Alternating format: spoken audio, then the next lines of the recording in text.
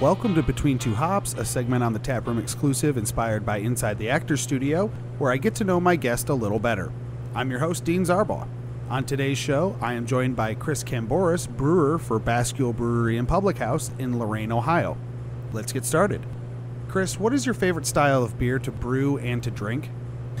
My favorite style of beer to brew and to drink. You know, it's funny, I thought IPAs tasted like armpits and cat piss when I first tasted them. Is this a family-friendly show? Yeah, you're good, man. Okay. You're good. I literally did. I was like, oh, okay, another IPA. Great. It tastes just like grapefruit in my armpit. Yeah. But I have to admit, they add such a freaking dynamic to, you know, it's such... They challenge your palate, and just when you think like I'm over this, you miss it. That's what got me into it.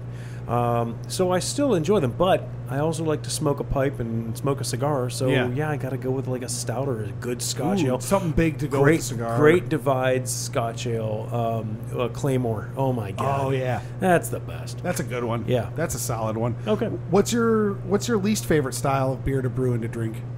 Maybe just because of the difficulties, not because of anything you have against the style. Or as far as to brew, I mean, I've never done a. Oh God, I'm going to be crucified here for. I've never done a. Oh God, that there's a German version of brewing where you have to scoop out some of the mash and boil that back up and then reintroduce it back and blah blah blah. I can't remember that, but I've never done that. Yeah. You know, I get a little bored by lagers, but I have to admit, I'm not the biggest fan of Hefeweizens. All right. I'm not. If we all like the same beer, there'd only be one beer to drink. Yeah. You know what I mean? What profession other than your own would you like to attempt? Oh, that's easy. I would be a baker. There you go. I mean, it's basically solid beer. Yeah. Yeah. This is liquid bread. Yeah. There was a song, it was beer's liquid bread, it's good for you. Mm-hmm. We like to drink till we spew. That was, I don't remember who did that song, but that was the song. What profession other than your own would you not like to attempt?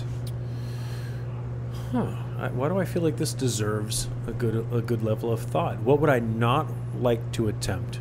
Just something that you think that job would just be horrendous. Horrible. Well, as I mentioned to you before, planning anything gives me anxiety. So event possibly planner? Any kind of event planner.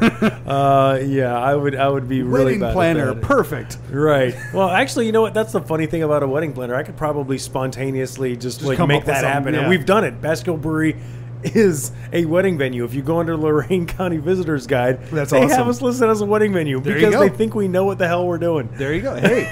More power to you guys.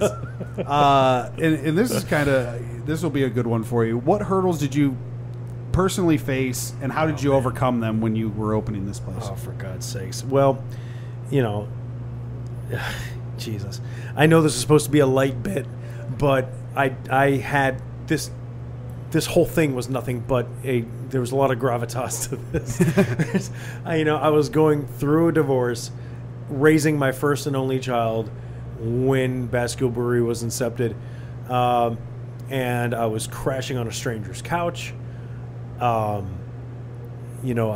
came into this place, and it was, there's so many ambiguous variables going on that, I'm like, oh my God, are you kidding me? I have a child. I'm 30. Wait, how old was I? I'm 40 years old, and this is where I'm at in my life with I have no solid income to speak of. I don't know what kind of future I'm going to provide for my son. Yet we made it happen. So how I overcame it, I don't know. Perseverance, it sounds like. Perseverance, and honestly, I would really have to say just being as transparent and as humble as possible to our supporters. And they did not hesitate to say, here's someone in need. We're going to make it happen, and so here we are. I knock on wood that I continue to. I always tell people I have a contract with our supporters. We have no investors, right? But the only thing I owe back is success. I owe it back to the people that believed in us to be successful. So there you are. Absolutely. What was the most interesting trend in craft beer that you saw in 2018? You're gonna love the next question. So, I mean, NEPAs were great. Yeah. Because, it was a trend in the sense that, like, hey, this works, let's all do it. Right. But then you had, like, what can I do that's the total opposite of that? Yeah. Because that's going to be a trend, and let's just do it. Right. Brewed Brutes. IPAs. Yeah. Brewed IPAs are just, I'm going to be an asshole about this, You're but fine. they're just stupid. Yeah. They're just stupid. It's like, okay, we already know what a dry beer tastes like. We know what an IPA tastes like. If I want champagne, I'm going to drink champagne. If you want to make that a trend, yeah. But it's not. Just give me it's a solid nowhere IPA. near as big as the NE okay, IPA push, as I feel. But no, and that's not discounting your answer. I'm just saying in general, that's more to the point of your answer. Can I say this without sounding like I'm knocking anybody in particular? All these. No, I'm going to bite my tongue. Never mind. You're good, man. I refrain. Moving on. What was the least interesting trend in your mind in 2018? Okay, so maybe not biting your tongue. The brewed IPAs, and then I'm going to go back and change my other answer to trying to make hard seltzers. Ooh, yeah. That's got to be hard. I'm sorry. If you're making beer, you're making beer. Yeah. Don't. If you're making water, make water. I'm not knocking it, but right. Please stop trying to market yourself as beer. Correct. I agree with that. Be your own thing. It's its own separate entity. If you want to drink it, drink it. If you want to make an alcoholic don't beverage, pretend. Please stop trying to market it as beer. Yeah, absolutely. What is one piece of practical advice you would give to someone starting out in this industry? I would say business plan. Yeah. Business plan. You could start as big as you want. You could start as small as you want. I would encourage you to start as small as you possibly can. The lemonade stand approach is what worked for us. I would say, please don't get into this if you don't have a love for what you do. Don't do this because it's lucrative. You're only doing a disservice to the industry and to yourself. The waters have already been tainted in that regard. There's already a lot of people that are doing this just because they see dollar signs. So it is what it is. But, if I were telling someone who with real passion who wants to do this, I would say get your foot in the door by working with another brewery. Please don't go into this from being a home brewer to going to work for somebody with a lot of money. Right. Don't do that. Don't do that leap. Go work at Fatheads. Go work at the Brew Kettle. Go work at Mount Carmel. Go work at some of these other breweries. Go work at Collision Bend. Yeah. Go work at all these great local breweries that are desperate. No, I shouldn't say desperate, but they're happy to take on a helping hand. Learn what to do, what not to do. The brewing industry is a wonderful thing. I really hope it continues to grow as much as it is, because it's providing a lot to a lot of people that for a long time have not had this sort of variety and selection.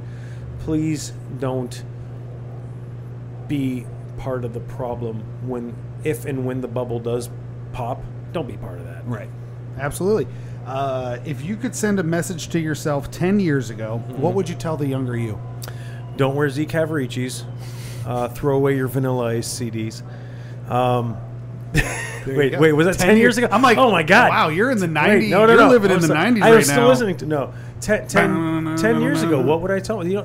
You pose such amazing questions. I try. Because 10 years ago, I hate to say, I lose track of time all the time. I really forget say that it's that 2019. my mindset has not changed from 10. I mean, I've grown as a person. You think from 10 years ago is 1999. But 10 years ago, I told myself this is where I'd be. Right. So I want to thank you. Oh, there you go. For hand, sir. You're shaking 30-year-old Chris's hand. There you go. Not 42-year-old. I will Chris's remember this when I meet 40-year-old Chris. You're right. Okay. Something like that. We're gonna do the time travel. Right. No. I. What would I? Okay. Let me give that question an honest answer. What would I tell 10 years ago me? You fucking did it. There you go, dude. That's great. You're successful. What or who? This is the last question. What or who has been the biggest influence in your brewing career?